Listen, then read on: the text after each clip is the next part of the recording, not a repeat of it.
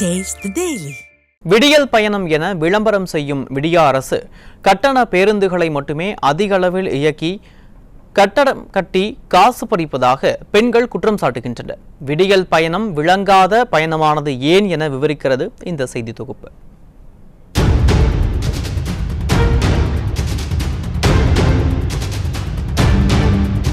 நாங்கள் வெயிட் பண்ணி பார்த்துட்டு அதுக்கப்புறம் ஆட்டோவோ டீலக்ஸோ பிடிச்சி தான் போக வேண்டியதாக இருக்குது. காலையில் பார்த்தீங்கன்னா கம்பல்சரியாக இலவச பஸ் வரதில்லை. நிறைய ரெட்டு பஸ் பணம் பஸ் தான் நிறைய வருது. ஃப்ரீ பஸ்ஸு கம்மி. மழை வந்தால் ரோட்டில் நின்றுக்கலாம், ஒழுகுது அப்படியோ.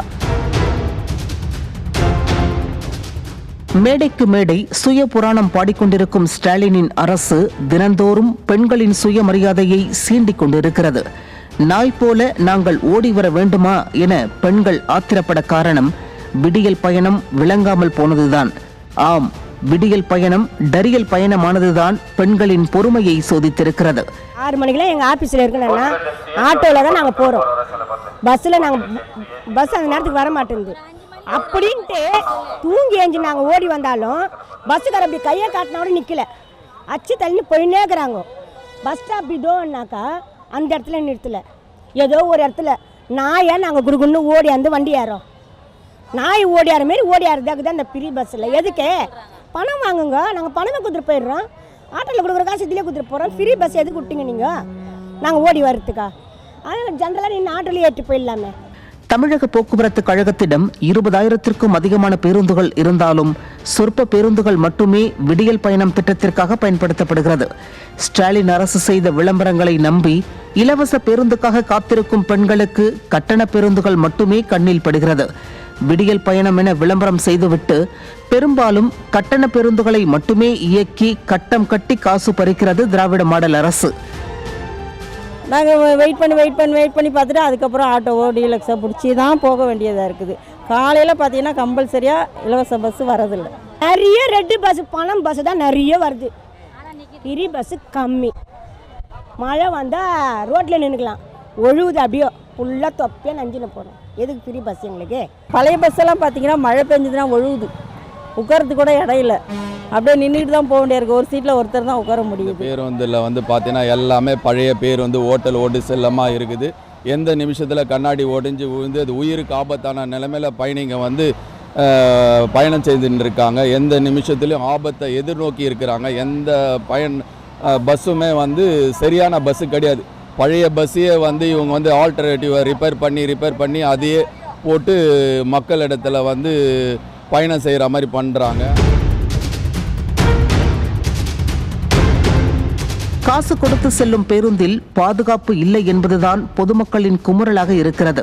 சுந்தரா டிராவல்ஸ் படத்தில் காமெடியாக பார்த்த பேருந்தை இப்போது ஸ்டாலின் அரசின் புண்ணியத்தால் மக்கள் கண்முன்னே பார்க்கிறார்கள். எப்போது என்ன நடக்குமோ என்ற அச்சத்திலேயே மக்கள் பயணித்துக் கொண்டிருக்கிறார்கள். தலைநகரில் இப்படி என்றால் மற்ற மாவட்டங்களின் நிலை இன்னும் மோசம். சிவகங்கை மாவட்டம் சிங்கம்புணரியில் இலவச பேருந்தில் பெண்களை கட்டாயமாக டிக்கெட் எடுக்க சொன்ன அவலம் அரங்கேறி இருக்கிறது.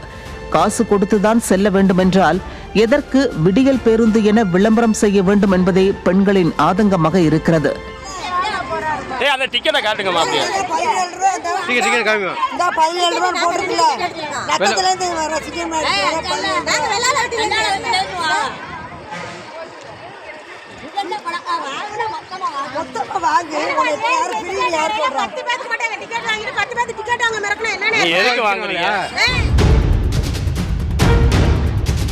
தமிழக போக்குவரத்து துறை இப்படி சீரழிந்தது ஏன்?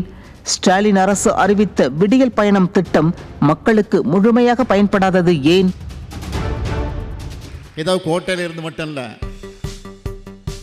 கோட்டையிலிருந்து உத்தரவிடக்கூடிய அந்த திட்டங்கள் எல்லாம் நடக்கிறதா இல்லையா என்பதை களத்தில் போய் பார்க்கக்கூடிய ஸ்டாலினாக இன்றைக்கு நான் இருந்து கொண்டிருக்கிறேன். முதலமைச்சராக இருந்து கொண்டிருக்கிறேன். முதலமைச்சர் இப்படி தன்னைத்தானே பாராட்டிக் கொண்டு சுய தம்பட்டம் அடித்துக் கொண்டிருந்தால் மக்கள் சொல்லும் குறைகள் எப்படி அவருக்கு கேட்கும்? எப்படி திட்டங்கள் வெற்றி பெறும்?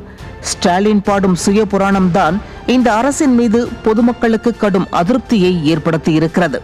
இந்த ஆட்சி அவர் சொல்றாரு விடியல் ஆட்சி என்று, எதுவுமே இன்னைய வரைக்கும் விடியல. எல்லாமே சரியாகவே நடக்காததுனால இந்த ஆட்சி வந்து அவருக்கு தோல்வி தான். அவருடைய மக்களில் வந்து அவர் குடும்பம், அவங்க அப்பா, அவங்க அதுக்கப்புறம் அவர் பையன், அதுக்கப்புறம் அவர் பையன், அதுக்கப்புறம் அவர் பையன், அந்த மாதிரி தான் இந்த ஆட்சி திமுக ஆட்சியில் வந்து நடந்துன்னு இருக்கிறது தவிர மற்ற வந்து இவங்கள வந்து மக்களுக்காக எந்த சேவையும் இன்னிய வரைக்கும் அது பண்ணல.